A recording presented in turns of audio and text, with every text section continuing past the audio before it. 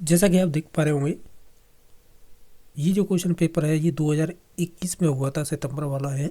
और इसमें जिन्होंने भाषा सेकंड के रूप में या लैंग्वेज सेकंड के रूप में आपने ये संस्कृत चूज की होगी, तो ये उन्हीं से संबंधित क्वेश्चन है।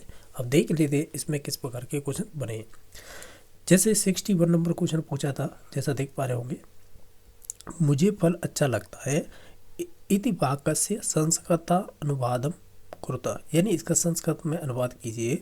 आप जानते हैं कोई भी चीज़ अगर अच्छी लगती है, जिसे अच्छी लगती है वो कर्ता होता है, और कर्ता में चतुर्थी विभक्ति हो जाती है। तो इसका राइट आंसर हो जाएगा मयाम फलम रोचते। रुच धातु के योग में जिसे अच्छी लगती है उसमें चतुर्थी विभक्ति हो जाती है। हालांकि देखा जाए ये कारक से संबंधित क्वेश्चन था, तो ऑप्शन नंबर इसका बी सही हो जाएगा।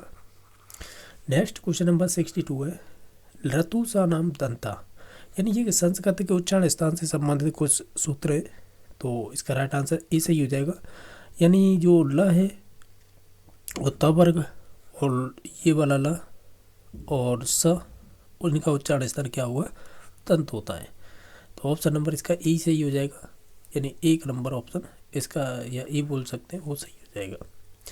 क्वेश्चन नंबर नेक्स्ट है 63, अहम पुस्तकम पठामि अस्य वाक्यस्य वाच्य परिवर्तन भवति, यानी आपको इसका वाच्य परिवर्तन करना है। ये आपको एक सेंटेंस दे रखा है। अब इसका यानी अगर वाच्य परिवर्तन करेंगे तो हम क्या करेंगे, जो अहम है यानी जो सब्जेक्ट है इसकी तृतीय विभक्ति में चेंज हो जाएगा, तो ये हो जाएगा आपका मया, और जो कर्म है वो सेम ही रहेगा पुस्तकम, और कर्ता के अनुसार ही आपकी क्रिया चेंज होगी, तो ये हो जाएगी पठ्यते, यानी वाच्य परिवर्तन करेंगे तो ये बनेगा मया पुस्तकम पठ्यते। तो ऑप्शन नंबर डी सही हो जाएगा। 64 नंबर क्वेश्चन है, वाक्यमिदं संशोधयत नगरेण परितः क्षेत्राणि सन्ति, यानी जो आपको ये संशोधित करना है सेंटेंस, तो हम क्या कहेंगे, ये कहेंगे जो कारक में चलता है परितः अवितः, इस प्रकार के जो शब्द होते हैं इनमें द्वितीय विभक्ति होती है। तो द्वितीय विभक्ति होती है, तो जो नगरेण है ना इसमें तृतीय है, तो इसमें द्वितीय करनी पड़ेगी। यही कह रहा था, संशोधित कीजिएगा। तो नगरम परितः क्षेत्राणि सन्ति, यानी आपको केवल नगर में द्वितीय विभक्ति लगानी थी, बाकी सेंटेंस सेम कॉपी करना था। तो ऑप्शन नंबर सी सही हो जाएगा। ये कह रहा है वर्णमाला विधि, शब्द शिक्षण विधि, वाक्य शिक्षण विधि इति त्रयो विधि संता, यानी ये तीनों विधियाँ किससे संबंधित है या किन की हैं, तो हम कहेंगे वाचन शिक्षण की हैं। ऑप्शन नंबर इसका ए सही हो जाएगा। क्वेश्चन नंबर 66 है कि अधिकतानाम पठानाम स्मरण या प्रवणम साधनम भवति, यानी जो पुरानी कह सकते हैं, यानी इसमें ये कह रहा है ऐसा कौन सा इसमें से साधन है जो स्मरण यानी कि पढ़ने में स्मरण पर आधारित होता है, और जो पुरानी विधि हो, तो वो आपका हो जाएगा पाठ्य पुस्तकम। तो ऑप्शन नंबर इसका बी सही हो जाएगा। हालांकि इसे साधन के रूप में पुस्तक को यूज किया जाता है, इससे भी आंसर लग जाता है डायरेक्ट। तो ऑप्शन नंबर बी सही हो जाएगा। क्वेश्चन नंबर 67 है, यत्र प्रश्नेषु द्वौ स्तंभो निर्मीयते एकस्मिन् स्तंभे एक तथ्य भवति, द्वितीय चापरः द्वे तथ्योः परस्पर संबंध भवति, अत्र प्रश्न यानी अत्र प्रश्नस्य प्रकार भवति। ये कह रहा है कि ऐसा कोई प्रश्न है जिसमें दो स्तंभ दिए जाते हैं, और एक यानी एकस्मिन् स्तंभे एक तथ्य भवति, यानी एक स्तंभ होता है, यानी जो स्टेटमेंट होता है वो एक स्तंभ से संबंधित होता है, दूसरा दूसरे से। तो ये द्वे तथ्य परस्पर संबंधित, ये दोनों ही तत्व परस्पर संबंधित होते हैं। तो अत प्रश्न प्रकार संति, तो ये मिलन लिख रखा है, यानी आप ऐसे कह सकते हैं ये मैच वाले क्वेश्चन है। वस्तुनिष्ठ में पढ़ते हैं ना मैच वाले, जैसे इधर लिख लीजिएगा आप आगरा, ठीक है, आपने देखे होंगे जो मेले वाले हो आगरा, और ठीक है ये यहाँ पर लिख दिया मैंने संज्ञा, ठीक है, और इधर की साइड दूसरी तरफ लिख दूँ मैं, जैसे किला, ठीक है। अब क्या है, आपको इधर ये तो संज्ञा दे रखी है, इधर की तरफ इनके वचन दे रखे हैं, ठीक है।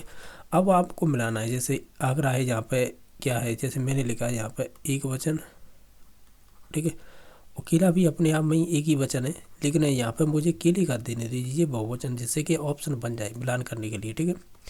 तो ये केले हो गए, तो यहाँ पे लिखूंगा फिर मैं बहुवचन, ठीक है। तो आपने इस प्रकार के 4 ऑप्शन बन के आते हैं वो देखे भी होंगे, कि जैसे आगरा है वो एक वचन से मिलान करना है, क्योंकि जो भी व्यक्तिवाचक संज्ञा है मोस्टली जो इनके नाम होते हैं वो एक वचन ही होते हैं। किल है अपने आप में बहुवचन। इस प्रकार की जो मिलान होते हैं ना, ये उन्हीं की बात कर रहा था। ऑप्शन नंबर सी सही हो जाएगा। कस्याम परीक्षाया ग्रंथस्य कामपि समस्या प्रस्तुति कृत्य तस्य छात्रान् तर्क वितर्क स्वविचारान् प्रकटयन्ति।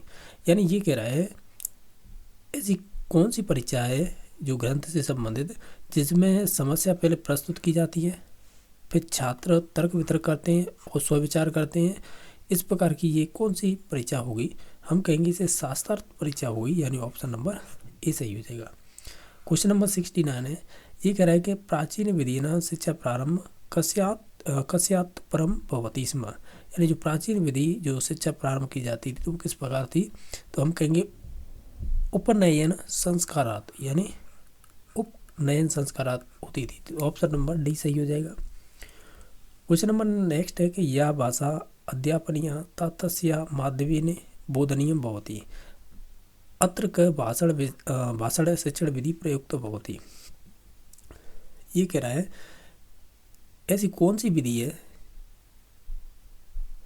जो भाषा शिक्षण के लिए प्रयुक्त होती है, ठीक है। तो हम ये कहेंगे वो डायरेक्ट मेथड हुई होगी, प्रत्यक्ष विधि। तो ऑप्शन नंबर बी सही हो जाएगा। इसके अलावा नेक्स्ट क्वेश्चन नंबर देखते हैं। ये कह रहा है कि 71 नंबर के भाषाएं प्राथमिक कौशलम अस्ति। तो आप जानते हैं पहला श्रवण होता है, दूसरा आपका भाषणम होगा, तीसरा आपका पठनम होगा, चौथा होगा लेखनम। तो इनमें से प्रारंभिक कौशल है वो हमारा श्रवण हो जाएगा। क्वेश्चन नंबर आपका 72 है, ये कह रहा है कि पठन कौशलम भवति। तो हम कहेंगे पठन कौशलम भवति होगा सस्वर वाचनम मौन वाचनस्य। ऑप्शन नंबर एक सही हो जाएगा। क्वेश्चन नंबर आपका है 73, इसमें पूछा है कि निदानात्मक परीक्षा उपरांत बालक से न्यूनता परिष्कार शिक्षक विशिष्ट शिक्षण कारयति तस्य नाम किम। यानी निदानात्मक परीक्षा के बाद बालक की जो न्यूनता परिष्कार, यानी आप ऐसे कह सकते हैं उसकी जो भी कमी है उनको दूरी किया जाता है।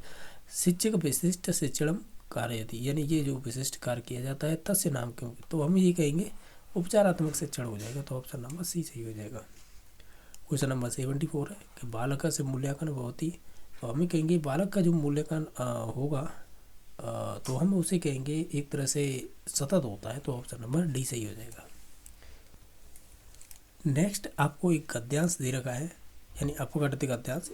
इसी से संबंधित आपके 75 से लेकर 80 तक क्वेश्चन पूछे जाएंगे। इस गद्यांश को आप देख लीजिएगा क्योंकि इन्हीं से संबंधित शब्द होंगे। जैसे 75 नंबर है, अस्याम इतस्य का विभक्ति अस्ति। अस्याम में कौन सी विभक्ति है? तो हम कहेंगे अस्याम में हो जाएगी आपकी सप्तमी विभक्ति। तो ऑप्शन नंबर डी सही हो जाएगा। क्वेश्चन नंबर 76 है, विज्ञान सेव पदे संधि विच्छेद करनी है। यानी विज्ञान से में कौन सी संधि विच्छेद होगा ये पूछा है। तो हम कहेंगे विज्ञान से एव। तो ऑप्शन नंबर इसका डी सही हो जाएगा क्योंकि इसमें वृद्धि संधि हो जाएगी। 77 नंबर है, करणीय इतिहास का प्रत्यय। करणीय में कौन सा प्रत्यय है? तो हम जानते हैं अनीय, प्लस अनीय हो जाएगा। तो ऑप्शन नंबर ए सही हो जाएगा। क्वेश्चन नंबर 78 है, वैज्ञानिक यानी वैज्ञानिक के आविष्कार विहित इतस्य अनेक विशेषण पदस्य विशेष्य पदम किम। तो ये संबंधित हो जाएगा आपके आविष्कारा। तो ऑप्शन नंबर सी सही हो जाएगा। क्वेश्चन नंबर नेक्स्ट है, यथाशक्ति इतस्य का समास विग्रह। तो हम कहेंगे यथाशक्ति में आपकी शक्तिम अनंत क्रियम ये वाला हो जाएगा। यानी यथाशक्ति में वैसे देखा जाए तो अभिवाद समास होता है हिंदी के अकॉर्डिंग, लेकिन इसका यहाँ पर समास विग्रह पूछा है तो शक्तिम अनंत क्रियम में हो जाएगा। तो ऑप्शन नंबर एक सही हो जाएगा। क्वेश्चन नंबर 80 है, वो इस प्रकार पूछा है, संप्रति मानव प्रकृति वशीकृत ताम फिल इन द ब्लैंक्स नियुक्ति अस्मिन वाक्य अव्यय पदम अस्ति। जब आप इन सभी ऑप्शनों को ध्यान से देखेंगे तो हम कहेंगे इसका राइट आंसर हो जाएगा सम प्लस प्राप्ति संप्राप्ति। ठीक है, ठीक है। तो ऑप्शन नंबर इसका बी सही हो जाएगा। क्वेश्चन नंबर नेक्स्ट है, ये आपको सूक्ति बतानी है और पूरी करनी है। यानी ज्ञान भार क्रिया बिना। ठीक है, तो ऑप्शन नंबर इसका बी सही हो जाएगा। अष्टाविंशति इसका मतलब होगा 28। तो ऑप्शन नंबर डी सही बी सही हो जाएगा। क्वेश्चन नंबर 83 है, वो इस प्रकार पूछा है, ये कह रहा है कि विद्यालय सुरक्षानीय मान पालिसियाम रेखांकित पदे लगा रहे, यानी पालिसियाम में कौन सा लगा रहे ये हमें चूज करना है। तो ये हो जाएगा लृट लकार। लृट लकार को ही हम भविष्यकार कहते हैं। तो ऑप्शन नंबर इसका ए सही हो जाएगा। धनवान इतस्य पदे प्रत्यय, इसमें प्रत्यय बनाना है धनवान में, तो हम ये कहेंगे इसमें मतु प्रत्यय हो जाएगा। ऑप्शन नंबर सी सही हो जाएगा। आपको 85 से लेकर 90 तक इसमें से आंसर देने हैं।